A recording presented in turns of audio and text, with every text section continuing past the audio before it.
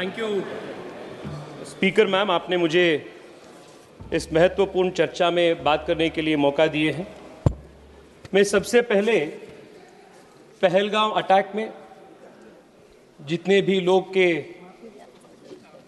शहादत हुए हैं उन सब के प्रति मैं संवेदना व्यक्त करता हूं।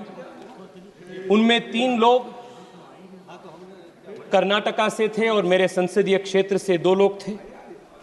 उन सभी परिवार के प्रति मैं मेरा संवेदना व्यक्त करता हूं। Madam speaker, operation Sindoor led by the Indian Army showed the world that no terrorist is safe anywhere in Pakistan. वो जहां भी हो भारत उनको ढूंढेंगे एंड भारत उनको न्यूट्रलाइज करेंगे। This was the resolve that Bharat सरकार under the leadership of Narendra Modi displayed during Operation Sindoor. Madam, Operation Sindoor के जो मिलिट्री एक्शन था वो इससे पहले के सभी मिलिट्री एक्शन से बहुत फर्क है इसमें और सबसे पहले में। This action was a new generation warfare, unlike all earlier warfares which were more conventional. In this we had foreign supplied drones, unmanned aerial vehicles, precision guided missiles, electronic warfare, a deceptive information warfare. ये सब चल रहा था, and the strength of the Indian armed forces was proved to be second to none in the world, because 80% of Pakistani weapons are imported from China, and it was India's air defense systems that had the ability to pierce through these Chinese defense systems, and we could reach our targets, the intended targets, in a precise way. The world today has accepted that India's military action through Operation Sindoor is a comprehensive and total military success. It was precise, it was non-escalatory, but at the same time it had devastating effects on the enemy. All of these years, no cost was paid by Pakistan for their misadventures. But since 2014, the new normal has changed, and if Pakistan dares to attack India, they will have to not bear the brunt of one eye for both the eyes, not one tooth for another tooth, but both the eyes for one eye, the whole jaw for one tooth. This is the new normal that Bharat has established. Madam Speaker, इससे पहले जब भी Bharat military effort के माध्यम से achievement हासिल किए थे, हम डिप्लोमैटिकली ऑन द डिस्कशन टेबल हमने उसको स्क्वैंडर कर दिए थे। कई सारे उदाहरण इतिहास में 1948 में, जिसका उल्लेख कई बार आया, our armed forces had breached the LOC, and all of what is today known as Pak-occupied Kashmir was in our control. But it was this Congress party and its leadership of that time that surrendered all of Pak-occupied Kashmir. What military achievement we had gained, we squandered on the diplomatic table. 1965 में भी वही हुई, 1971 में भी वही हुई. But the difference this time is the military achievement that we achieved in Operation Sindoor was crystallized and strengthened through our diplomatic onslaught that was led by the multi-party delegations and effectively led by the Prime Minister and the External Affairs Minister. मैं आपको एक उदाहरण देना चाहता हूं। आज United states of America ने TRF को डेसिग्नेटेड टेररिस्ट ऑर्गेनाइजेशन के रूप में प्रोस्क्राइब कर दिया है। मैं उस डेलीगेशन में पार्ट था जिसमें शशांक जी भी मेरे साथ थे, शशि जी के नेतृत्व में। हम कोलंबिया में थे। Colombia had given a statement in support of Pakistan. After our intervention, Colombia withdrew its statement and gave a statement in favor of India. Every country in the world which matters has stood with India. This is the diplomatic strength that has been gained. Madam speaker, मुझे परशुराम जी की एक युक्ति याद आ रहा है। उन्होंने कहा था, अग्रतश्चतुरो वेदाः पृष्ठतम सशरम धनुः इदम ब्राह्मम इदम क्षात्रम शास्त्रादपि शरादपि। उसी प्रकार से आज भारत डिप्लोमैटिकली हो, मिलिटरीली हो, दोनों युद्ध में तैयार है। And we are ready to win at the diplomatic front, we are ready to win at the military front. Madam speaker, आज जितने भी कांग्रेस के अपने साथियों से भाषण हमने सुने, बहुत अजीब लग रहा था मुझे, क्योंकि कांग्रेस पार्टी का नेता चेंज होते हैं पर कांग्रेस पार्टी का नीति वही है। 1947 से लेकर आज तक कांग्रेस पार्टी के जो कंसिस्टेंट पॉलिसी है वो भारत को और भारत के सशस्त्र बल को सिस्टमैटिकली और डेलिबरेटली वीक करने का एक पॉलिसी है। इसका उदाहरण मैं देना चाहता हूं। At the very beginning of our independence, at the dawn of this nation as an independent country, Pandit Nehru ji की एक स्टेटेड पॉलिसी थी कि भारत को आर्मी का जरूरत ही नहीं है। जनरल लॉकहार्ट के पास बैठते हैं और नेहरू जी बात ये बोलते हैं कि rubbish, total rubbish, no plans of modernisation of army is required, India का policy is ahimsa, we don't need the army, police will do its job. ये नेहरू जी की सरकार की स्टेटेड पॉलिसी थी। And this did not remain isolated in 1947. When A.K. Anthony ji was the defense minister, it was the stated policy. Madam, my party has allotted me 15 to 20 minutes time. Please give me the time given by my party. Madam, they had a deliberate policy of not building border infrastructure. और देश के army में जाति गणने का काम भी Congress party ने किया था। और मैं बैंगलोर से आता हूं और बैंगलोर के HAL हो, DRDO हो, ऐसे कई सारे इंस्टीट्यूशंस को डेलिबरेटली इन लोगों ने वीकन किए थे।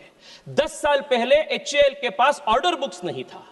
आज HAL के पास 1 लाख करोड़ रुपए से ज्यादा order books make in India के नरेंद्र मोदी जी के मेड इन इंडिया के कारण के वजह से है। It was a deliberate consistent strategy to weaken the armed forces.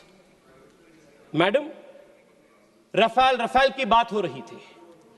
The country remembers how the leader of the opposition in an extremely irresponsible fashion tried to derail the acquisition of the all-important Rafale, and they also tried to derail the acquisition of Tejas into the armed forces.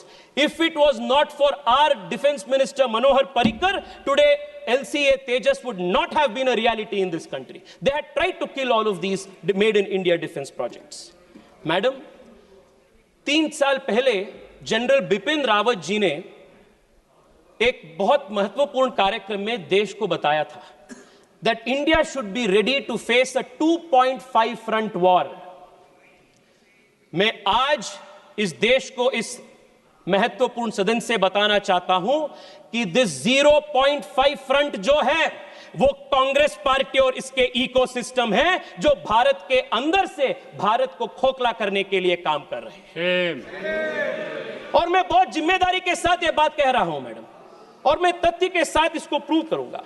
Madam, आज Congress party ने terrorism के बारे इतना बड़े बड़े बात कह रहे, बड़े बड़े बात, but what has been the consistent policy of Congress party towards terrorism? Madam, एक ही उदाहरण देना चाहता हूं। 2004 में जब इनकी सरकार सत्ता में आई, what was the first step that they do? It was to repeal the POTA Act.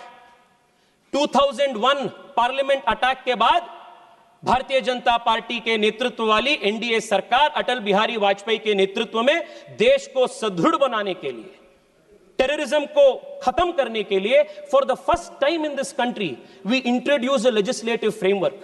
I want to remind you madam, when Rajiv Gandhi, हाँ मैडम, व्हेन राजीव गांधी का ट्रायल चल रहा था, राजीव गांधी जी का ट्रायल चल रहा था मैडम, जब राजीव गांधी जी की डेथ की टेररिस्ट से हुई डेथ की ट्रायल चल रहा था, trial court said we do not have exclusive terror legislations to prosecute. This was the state of affairs of this country. 2001 के बाद हमने पोटा कानून लागू की, पर आप सरकार में आते ही पहली चीज आपने पोटा को दुरुस्त किया, यू रिमूव पोटा। और क्यों किया आपने? आपके वोट बैंक के कारण आपने पोटा को बंद किया, और उसके बाद 10 साल देश हर दिन टेररिस्ट अटैक रूटीन बन गया था देश में। मैडम, मैं आपको एक लिस्ट बताना चाहता हूं।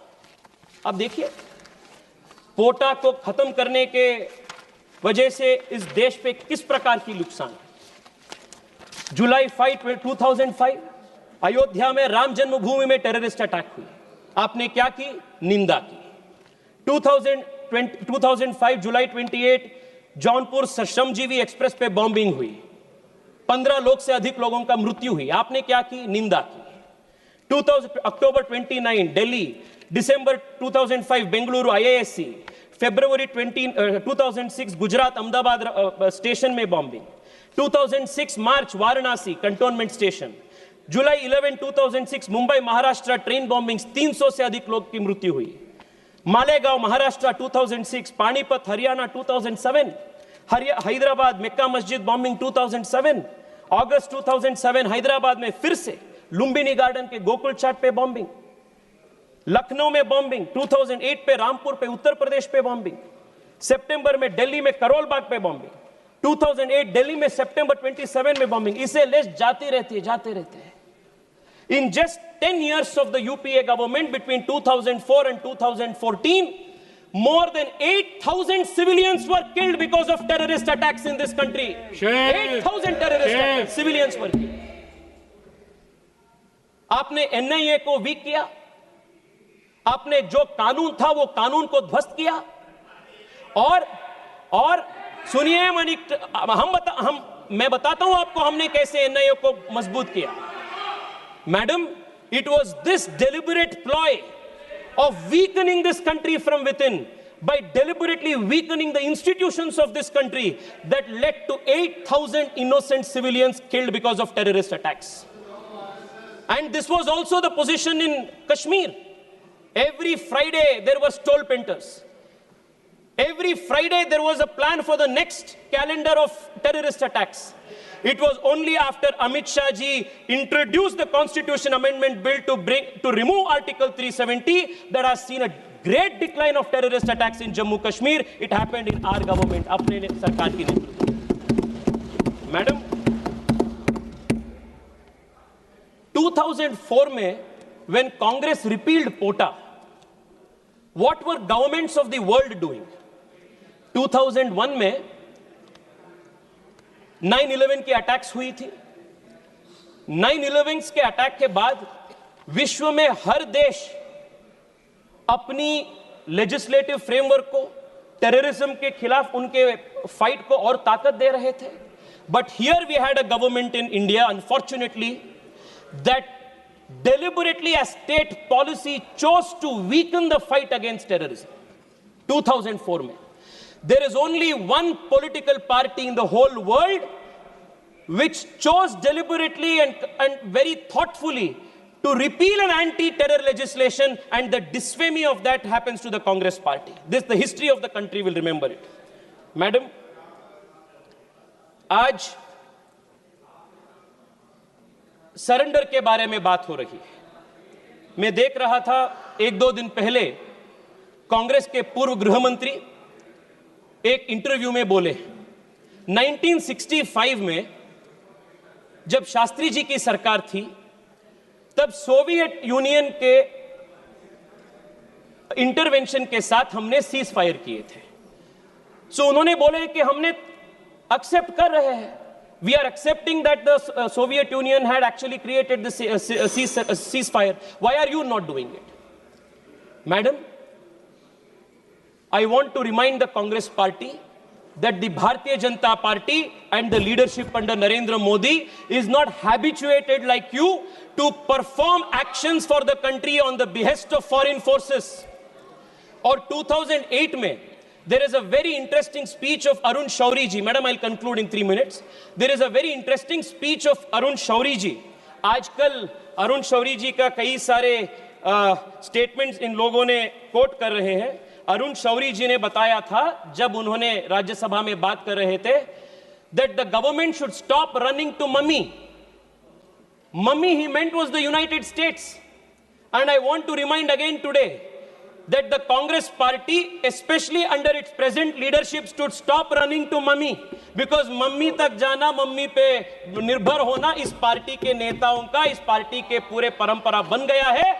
This is a country that will stand on its own feet and respond in its own right. Madam, मैं आपको यह भी बताना चाहता हूं कि आज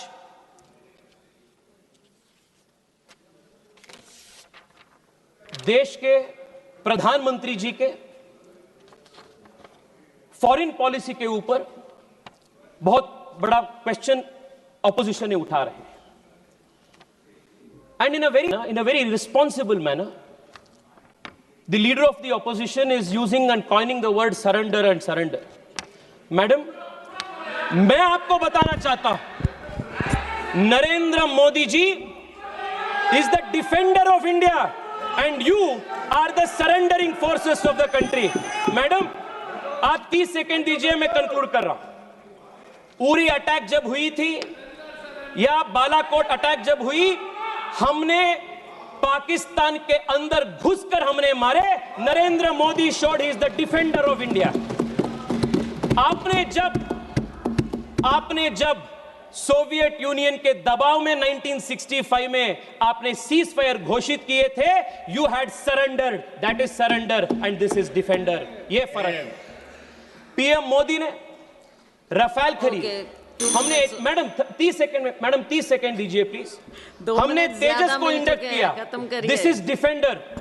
आपने फॉरेन पावर्स के सामने भारत को आपने सरेंडर किया. This is your history. Madam, PM defended India's interest by providing indigenous strength to India's Make in India defense sector. You surrendered it to China and other adversaries, including important emerging technologies like 3G and 4G. This is the surrender of the Congress party. Madam, मैं आपको, I'm going to call the next speaker now. Madam, in the end I want to say this. We hope. Please. Madam, मैं conclude कर रहा हूं. Madam, the Congress party's thinking has not changed. 2001 में terrorist attack parliament में होने के बाद Congress party के पूर्व गृह मंत्री चिदंबरम जी ने कहे थे, madam 1 second, hear this out. He had said, I will give a benefit of doubt to Afzal Guru, and I doubt if he was involved in the terrorist attack. And they बोलिए.